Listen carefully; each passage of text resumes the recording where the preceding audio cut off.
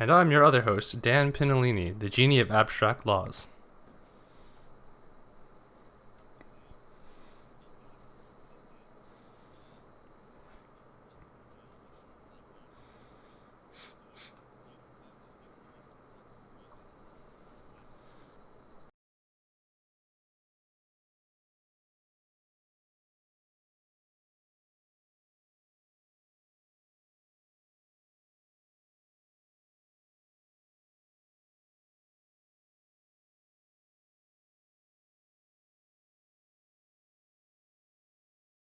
As you already said, I also studied at Rutgers University in Camden, where I got a bachelor's in biology, and then I stayed at Rutgers for a master's degree in computational and integrative biology with a specialization in QSAR modeling and machine learning algorithms.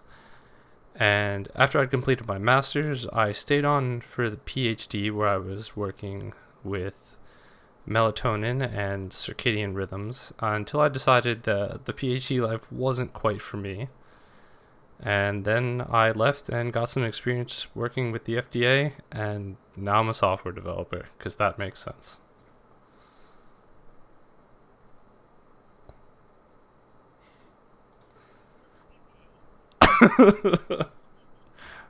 We made it, Shawn.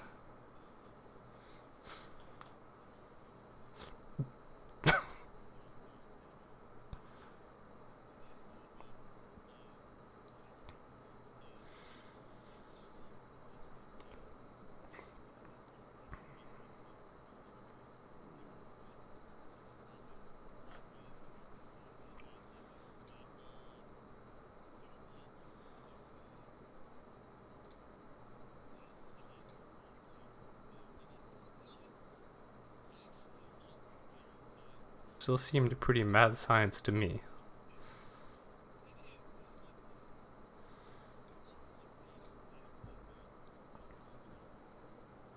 Okay, fair. Fair point.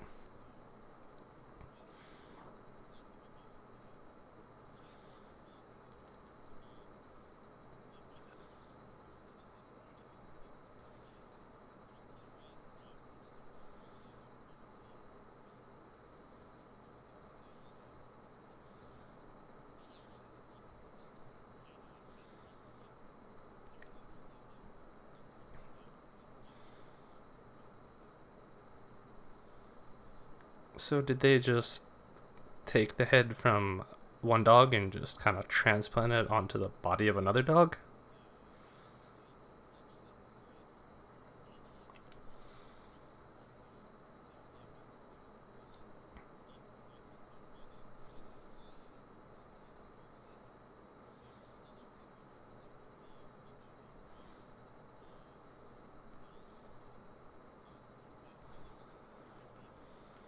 He was attaching the...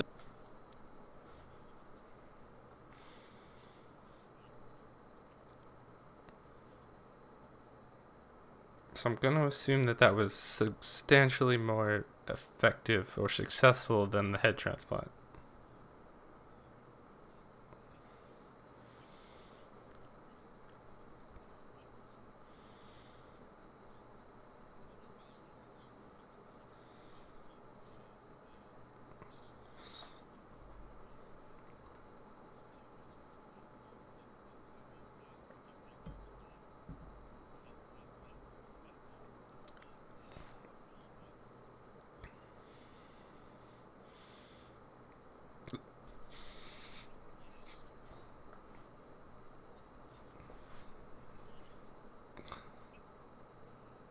Oh.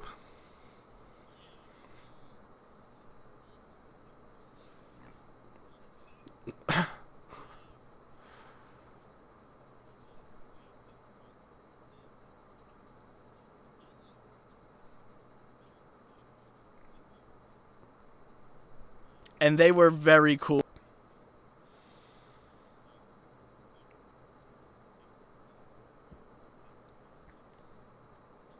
Yeah.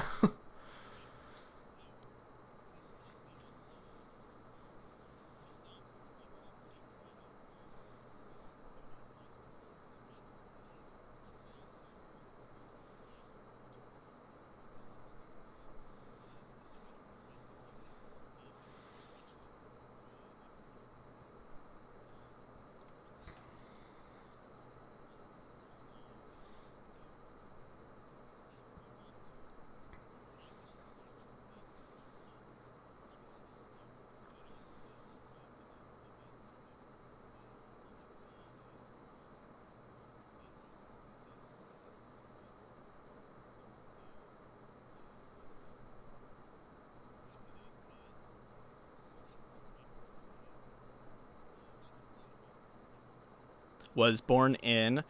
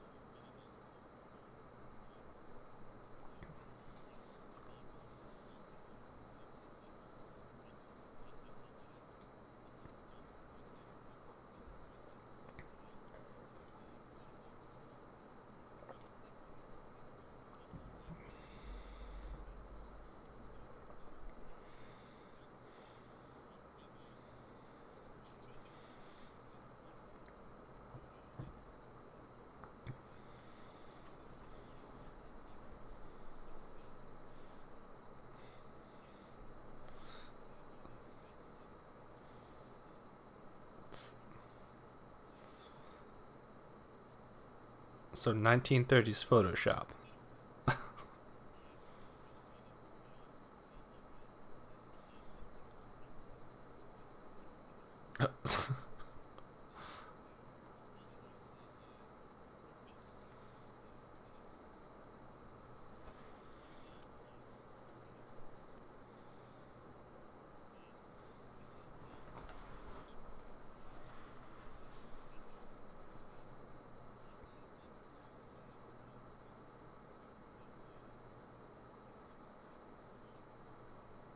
Probably not a great one.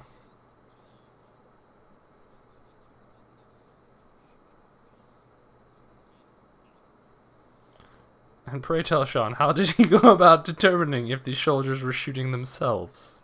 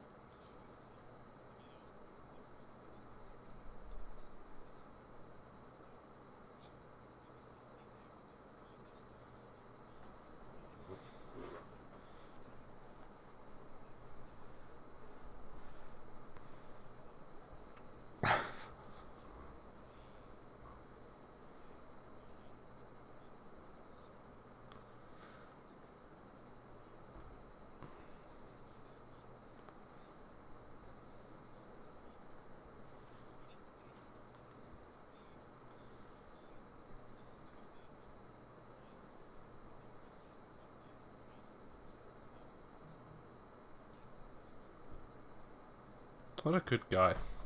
Or at least a better guy.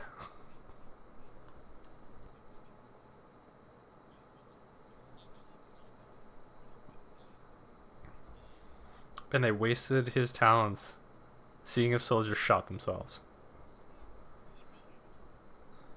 Oh, I said they wasted his talents. I feel like there were so many things that they could have had a good scientist doing that would have been slightly more useful.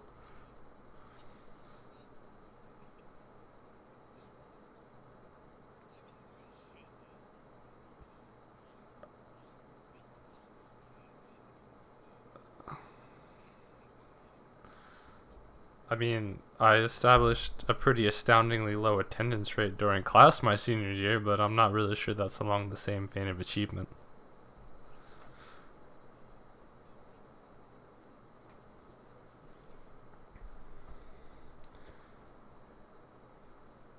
I'm just I'm just kind of like imagining how this goes down where, some senior officer's like, "Hey you, I know you just, invented the first artificial heart. But we really need you to see if that guy shot himself."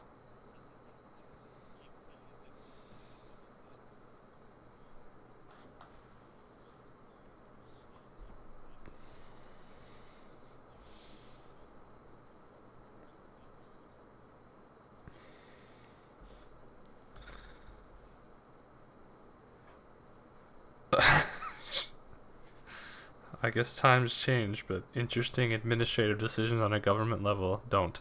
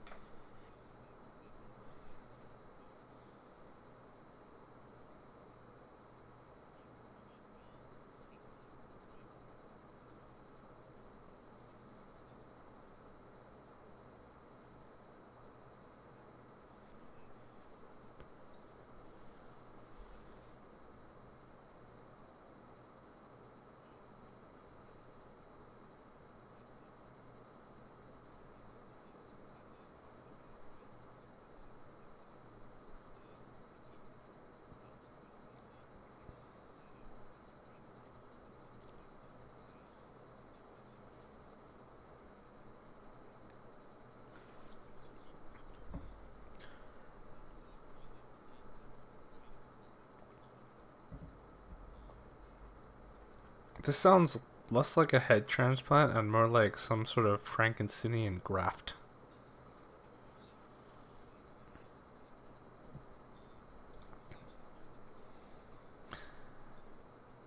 I think I will refrain. Believe it or not.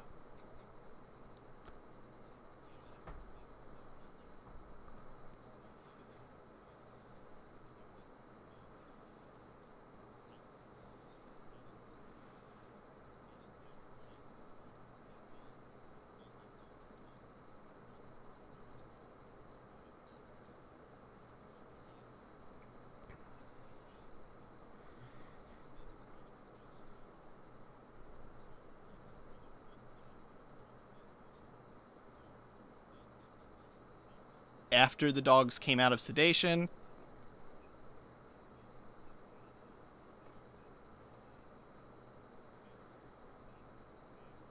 It didn't seem to be like paralyzed for the most part. It was able to eat and drink. And when I say eat, I mean when it would drink, the food would literally fall out of the rubber tube that was coming out of the wound that was attached to its esophagus. So like it was fulfilling the mental need of eating and drinking, but it didn't need nourishment because it was relying off of the larger dog's circulatory system to get all of its nutrients and oxygen and blood and everything.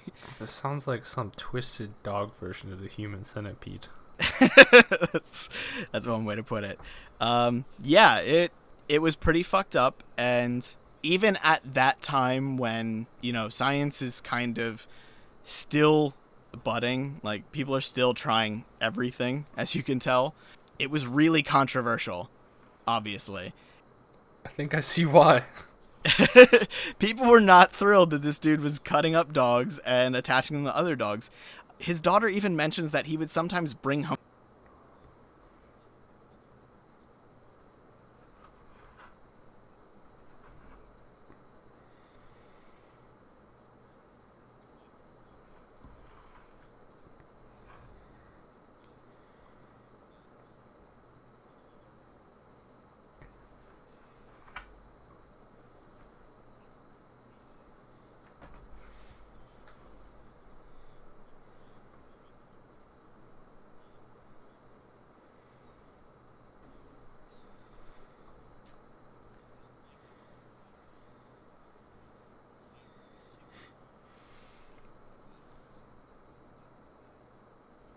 Yeah, as a dog owner myself, this makes my skin crawl.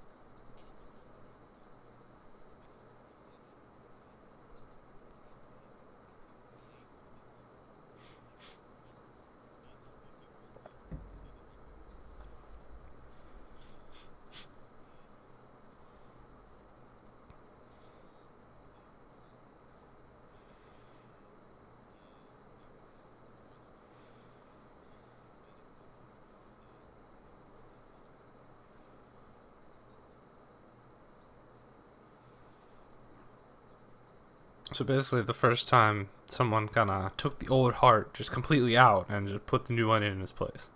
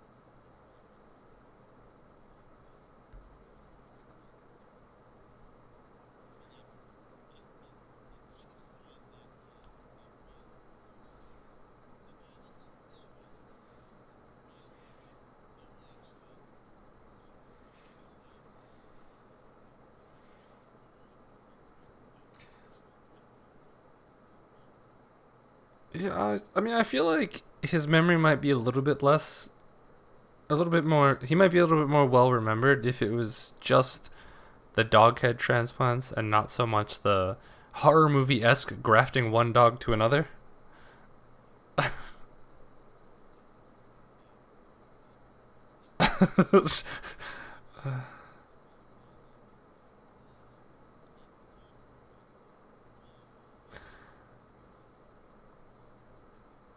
You needed one hell of a PR rep for that.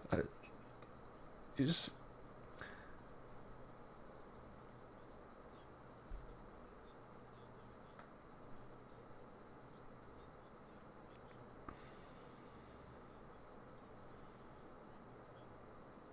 We will also accept that there's no possible way to present this in a way that won't freak people out. I don't have to tangent too hard, but you have to wonder, out of curiosity, did you read anything about, was this, I guess I will call it a head transplant for simplicity, even though I'm not sure I really agree that's what it was. Was all this kind of like an evolution of his interest in the circulatory system with the heart? Is this kind of just what he viewed as the next step? Or like, how did he go from, I'm going to do all this revolutionary research on the heart and, transplanting to, let me grab 2 dogs and graft them together?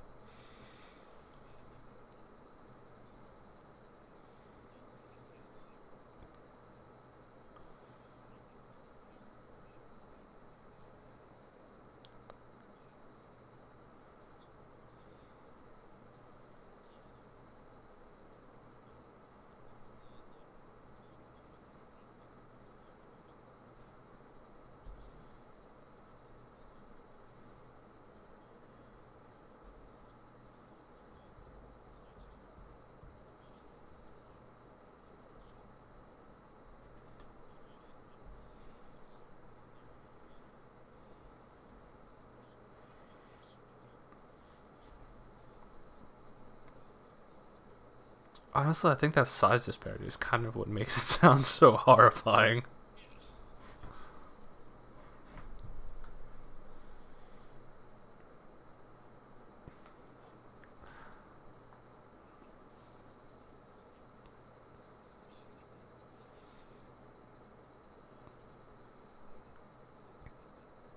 The guy is the father of the heart and lung transplants, and he will probably always just go down in history as the guy that grafted dog heads to other dog bodies. Like, he never attempted to remove the dog's head and put a completely new body on.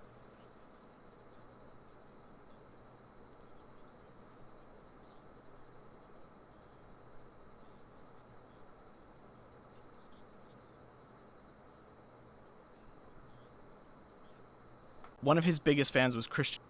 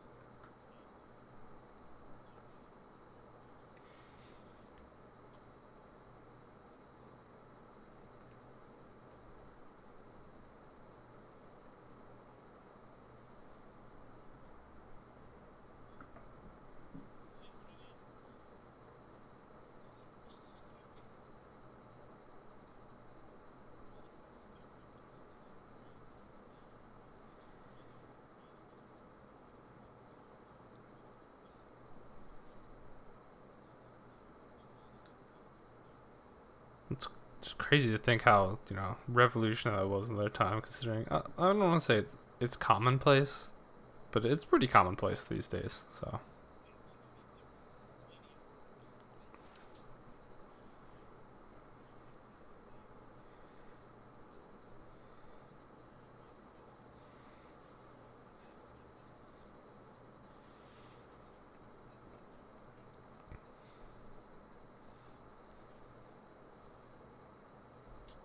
Shawn, you're showing our age, by the way. Just let me look up my phone book that I definitely still have in use.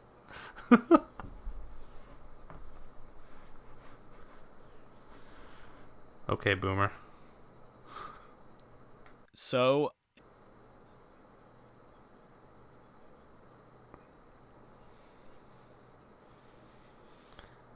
All right, so I'm gonna talk about some scientists that were that did some stuff that was slightly less horrifying, and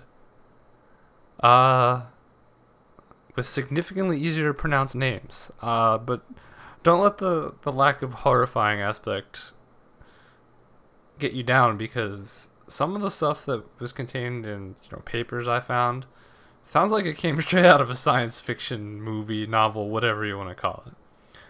So after in the mid 1950s, we were just talking about with our good Dr. Vladimir, research on the head transplant stuff kind of subsided for a little while because big time ethical concerns. So the next big prominent head transplant research really didn't come until about 1970 from a scientist by the name of Dr. Robert J. White. He was actually a neuroscientist. So, we're starting to move away from people just, I don't want to say tinkering because it's not a really good descriptor of what Dr. Vladimir was doing, but now we're starting to move into people who are actually specializing in neuroscience, trying to research the head transplant, coming at it from that angle instead of the circulatory system angle. So what Dr. Robert J. White is most known for, and he got off a little bit easier than Dr. Vladimir, his most prominent research was actually about, I guess you could call it cryogenics, researching deep cooling of spinal cord injuries to greatly reduce the long-term damage and paralysis that would be suffered from, a spinal cord injury. He was so prominent in the field, and his research on those deep cooling techniques was actually so widely regarded that by a lot of people in his field in neuroscience, he was actually worthy of consideration for the Nobel Prize. He never received it, but he was a well-regarded neuroscientist, and despite how controversial some of the head transplant research was, that wasn't really what defined his career. I mean, at least he wasn't a Nazi sympathizer like That's Alexei. True. He was not a Nazi sympathizer, so automatic +1 Dr. Robert J. White. So in 1970, Dr. Robert J. White performed what is pretty widely regarded as the first successful head transplant. And we're not talking about just, some sort of horrific circulatory graft or combining two living things together almost. He took the head of one rhesus monkey and fully transplanted it onto the body of another rhesus monkey. That's super cool considering the amount of damage that comes from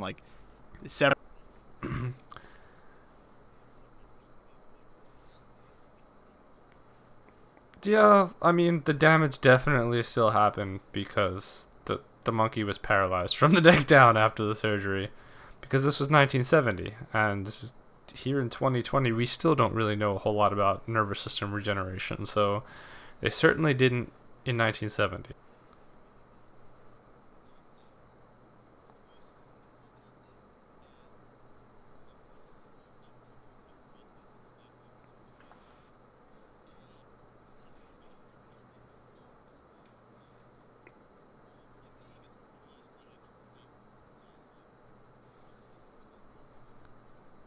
I think I knew where you were going with that as soon as you said urban legend, and according to everything that I've read about, that is 100% true. That's how they knew it worked, because the monkey woke up and immediately thanked them for the procedure by biting the nearest attendant's finger.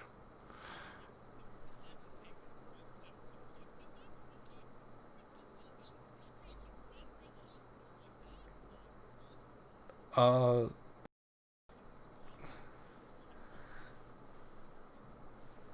if by ripped its way out of its restraint you meant laid there paralyzed from the neck down, then yes. So so the monkey made it through the procedure. It survives. If you call that surviving, because you took a healthy monkey and it now is paralyzed from the neck down, but it lived. The monkey was alive, responsive. He managed to reconnect the cranial nerves in such a fashion that the monkey head was receiving nourishment from the donor body. It could still eat, taste, smell. As far as they can tell, everything from the neck up was working properly. Senses intact, ability to perform basic functions. So the monkey was alive. It made it through the surgery.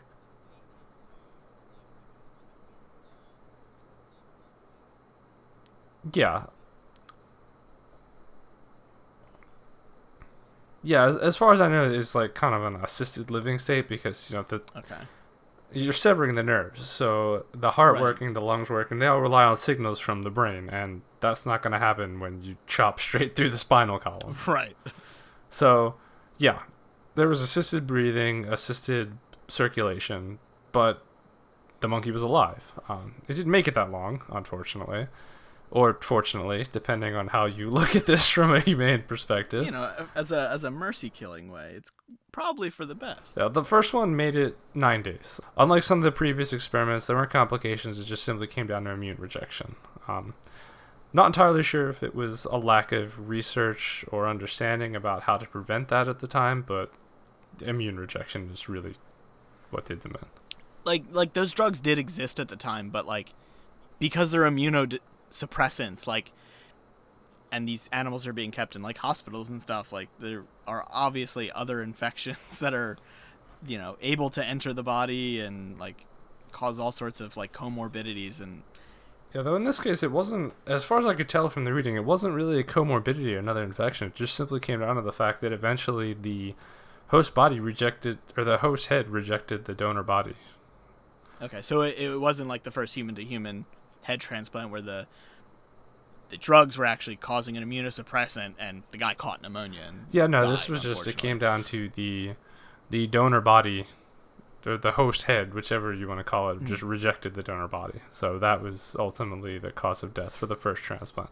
Now, being a scientist like he is, he of course did this several more times. You gotta get the data numbers up. Yeah. You So have a good sample size. basically he's met with the similar results the whole time. If they worked, the monkeys were alive, they retained all their sensory abilities. None of them made it longer than a month. This was, and I'm sure this is going to shock you, so you might want to sit down, but this was regarded as very controversial at the time. Believe it or not, it was controversial to cut something's head off and put it on another animal's body. A lot of his peers, routinely referred to his experiments as barbaric. They saw this as just, he should not be doing it, and this is super odd considering that Dr. Robert J. White also was an advisor on bioethics to 4 different popes. So, yeah. I'm here for his ethics. I think he did the right thing. We're talking massive medical advances. This probably also laid some pretty solid groundwork for limb transplants. There's people getting all sorts of transplants these days. And part of it's probably because people like Dr. Demikhov and Dr. White are literally laying this horrific, morally gray groundwork. Yeah, I mean, that was kind of his retort to the scientists who criticized him and called his work barbaric. That, anytime there's medical advancement, it's called barbaric by the detractors until it starts working. But he didn't seem like a bad or morally corrupt man or anything. It's just, groundbreaking science courts controversy. Absolutely. I'm sure he earned his stern rebuke from PETA. Yeah, I can imagine they were just thrilled with the work of Dr. Robert J. White. But after the 1970s, that was kind of it. He obviously lived until, I think it was 2010, but yeah, I think there was not really any progression on the head transplant because we don't, and really need to we do could it. argue that we still don't have the technology to take it any further because there's still the big problem of, well, how do you reconnect to the nerves? Yeah. This is great, but you're basically, the application of this is so limited even if it does work. So yeah, I mean, if you can't get the circulatory system running on its own or off the brain's signals, there's nothing to actually keep the head alive Right. without like assistance. Right. So because of that, there was a big gap between that and anything else happening. So we fast forward to the year 2015, and this is where shit starts to sound like something straight out of a sci-fi book, movie, whatever. We aren't there yet. So in 2015, we've got Dr. Sergio Canavero. He was an Italian neurosurgeon.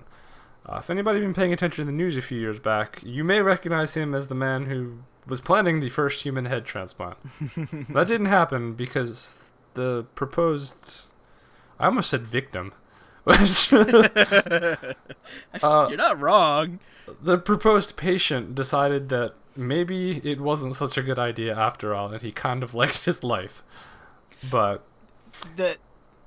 If I'm remembering correctly, because I kind of remember back to like when this was news, the patient was like terminally ill, wasn't he? Like, I don't believe it was terminally ill, but it was a not great quality of life.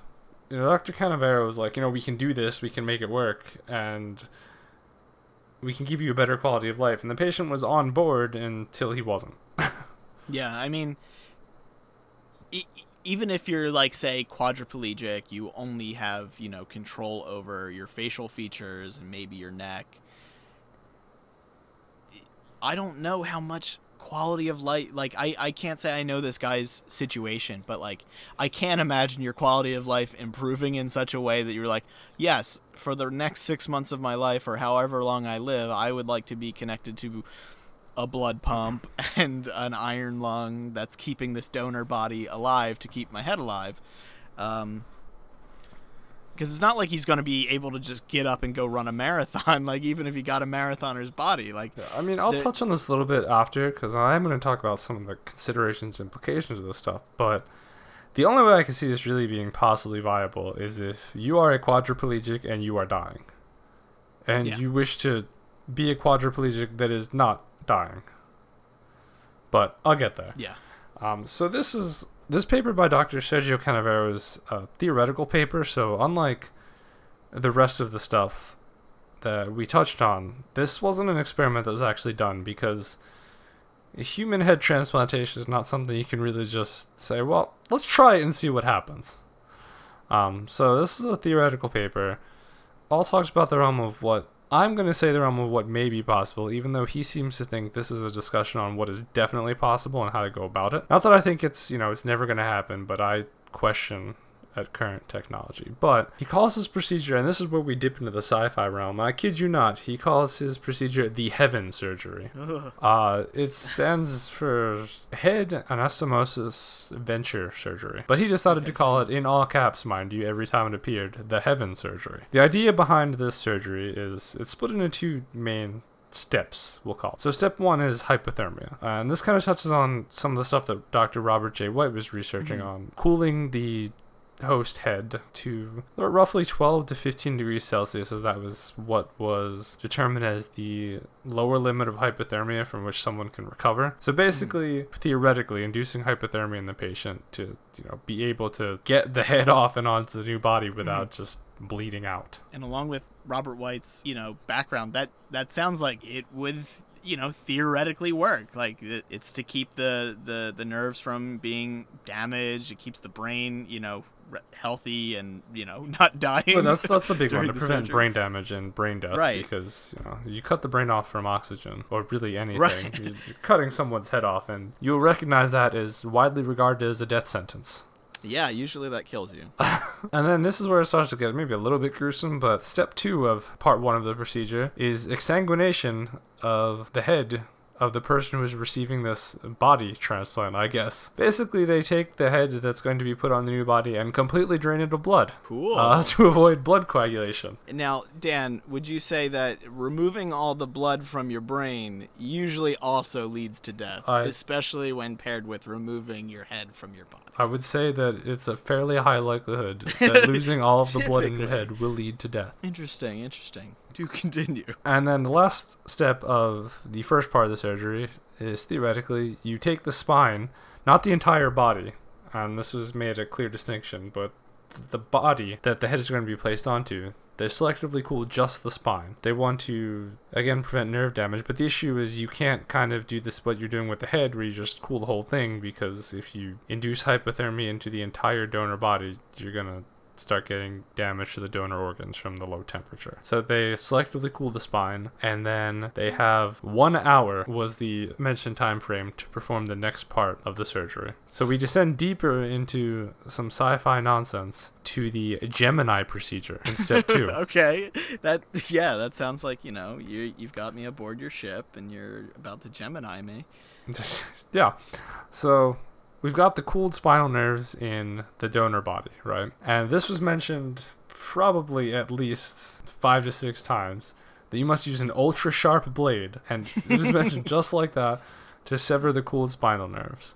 That's good. I was going to use my old rusty pizza cutter. I'm glad he specified. What else are you going to use to do surgery? Bring the really sharp blades. So basically, the idea behind that is that, unlike injury, which if nerve damage, nerve tear, there's usually a tear. A clean cut at the right spot will allow the proximally severed axons to be fused with there's 2 parts of the nerves. It basically, if you cut it with a really sharp knife, the clean cut will allow you to fuse the nerves from the head to the nerves of the body, so that because it will match up well, they'll be able to fuse back together, instead of with some sort of nasty tear injury where that's not really possible. And the final step, and this actually sounded pretty cool to me, because I didn't really know there was research into this, but the plan to fuse the 2 nervous systems, the severed nerves, was actually by the application of inorganic polymers, they called them PEGs, or polyethylene glycol, which have been shown in previous research to immediately be able to either refuse or repair cell membranes that were damaged by injury. So the thought is, you get these clean cuts, you can line the nerves up properly, allow them to refuse, and then you help them out with these inorganic molecules that have been shown to fuse or repair cell membranes. All right, so you slap the cell glue on, and you're effectively, yeah. They're just like, you just cut the nerves real good, real sharp blade, and glue them back together. And that is a gross oversimplification that makes the whole process sound ridiculous, but I mean, it's one of those things where it's possible, but we don't really know, because these inorganic polymers have shown to fuse cell membranes or repair them if they're damaged by injury, but we've also seen a lot of research that neurons don't quite behave like other cells necessarily. So it's one of those things where, he pauses this, says, oh, this will definitely work. And it's like, well, maybe. It sounds like it could work, but there's a lot of what ifs, which I guess is a decent segue. So part of these what ifs are the considerations and the implications of something like this. Because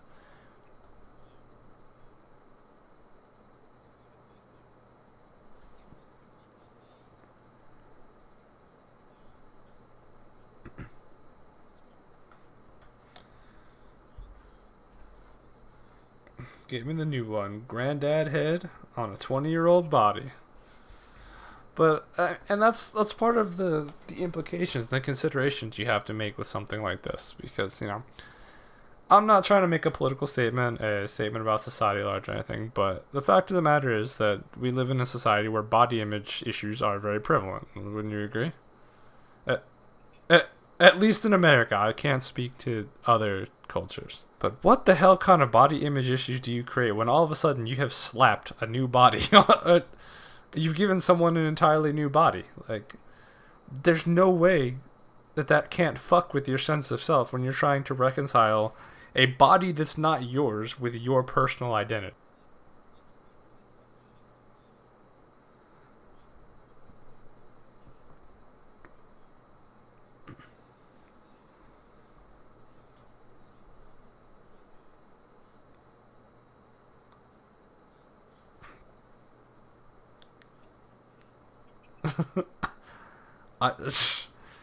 I don't know, Shawn. Are you still you if you're attached to a silverback gorilla?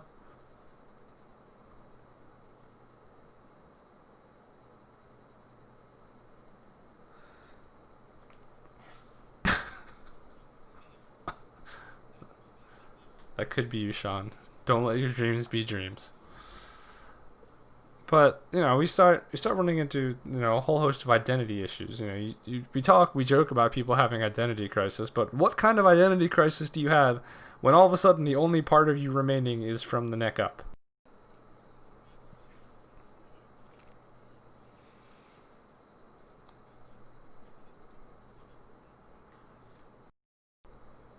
I mean, they already made a Netflix series about this. I don't know if you heard about the series called Altered Carbon. It's it's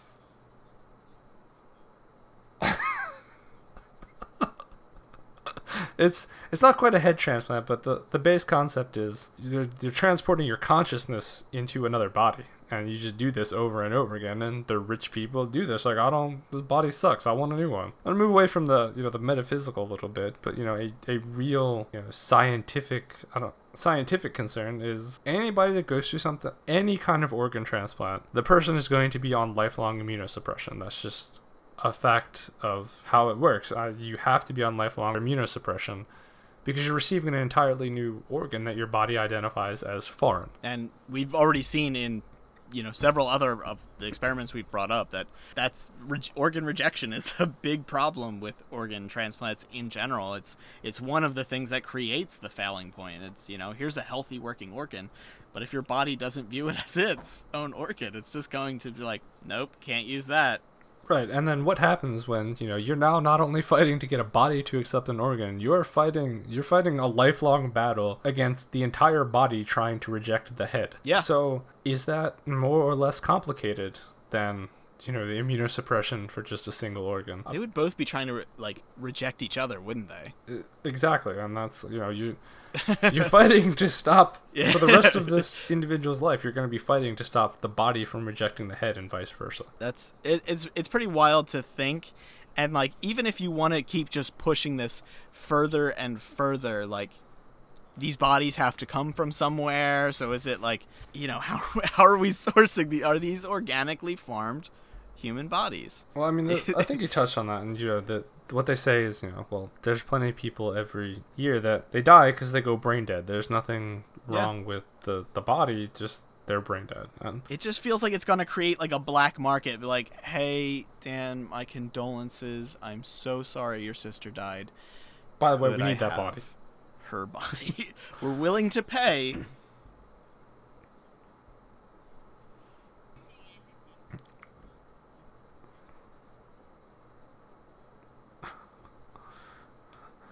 I mean, speaking of sci-fi, that kind of leads me into the last consideration that is really a big one, and this starts to be like some Ghost in the Shell shit. I don't know if you've ever seen Ghost in the Shell. For any of our listeners who haven't, it's basically a sci-fi anime that touches heavily on sense of self, because it's futuristic setting where people are starting to replace their body parts with cybernetics. So this kind of touches on the metaphysical debate surrounding the sense of self entirely. What does it mean to be alive? Are you still you if you replace everything but the head with someone else's body?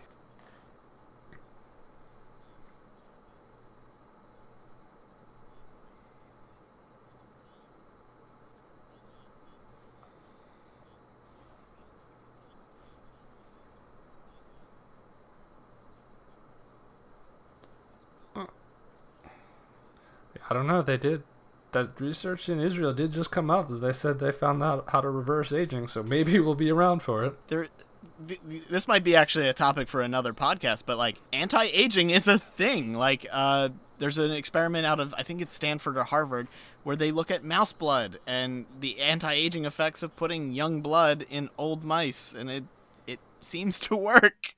So I really, listeners, if you want to hear an episode about anti-aging science, it's out there. There's people researching it, because that is a multi-billion-dollar industry. Before I digress too hard, though, it's kind of and this has been explored in several media things. I just happened to pick Ghost in the Shell because I'm a nerd. I mean, we could have gone Island of Dr. Moreau. But what defines an individual? At what point are you no longer you? Is your identity, is your self defined as your mind? Is it is your body part of what makes you you? You kind of get into all these metaphysical implications of a head transplant, and it's just a lot of stuff to think about that, that goes well beyond just the scientific part of this surgery.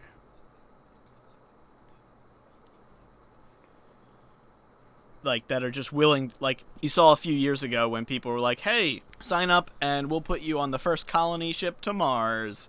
And people were just like, yeah, I want to go to Mars. I'm like, you actually want to be the first person on Mars? That just blows my mind. I'm like, how are you so cavalier signing up for, yeah, I'll go die on Mars, because you're not coming back.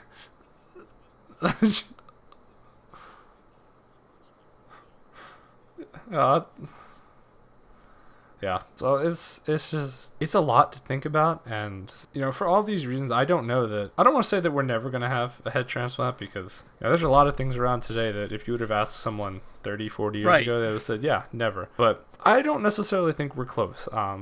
This Dr. Canaveral seems to think we are, but I don't know. And even if we do get to the point where we could, it comes back to that age-old scientific debate. It's not could we, but should we? Whatever the Jeff Goldblum quote is from Jurassic Park. Let's just go ahead and just plug that in. Plug that in to make up for the fact that we can't remember. Put that in post. Yeah, I mean, like, I believe that this will eventually happen, and it might happen in our lifetime. It's in the realm of possibility. Whether or not it should, are we the naysayers now? Are we the people looking at, Demikhov and White and saying, hey, this is insane. Nothing you're doing pseudoscience. You're just cutting heads off and putting it on other bodies. Like, I mean, there's science to back this. If I was alive in the 1950s, I absolutely would have been a naysayer to some of the shit that Dr. Demikhov did. It's super easy to be like, no.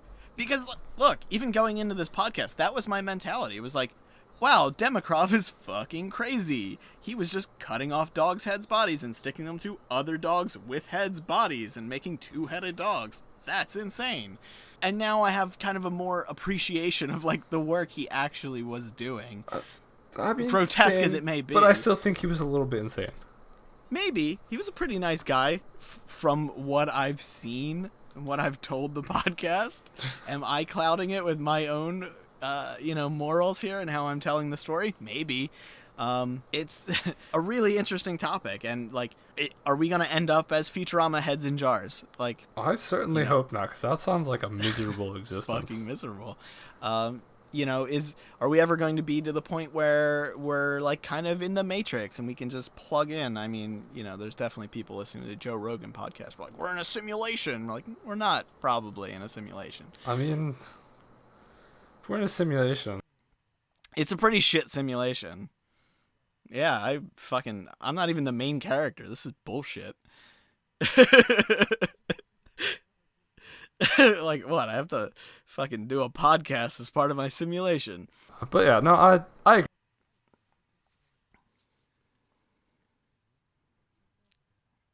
Yeah.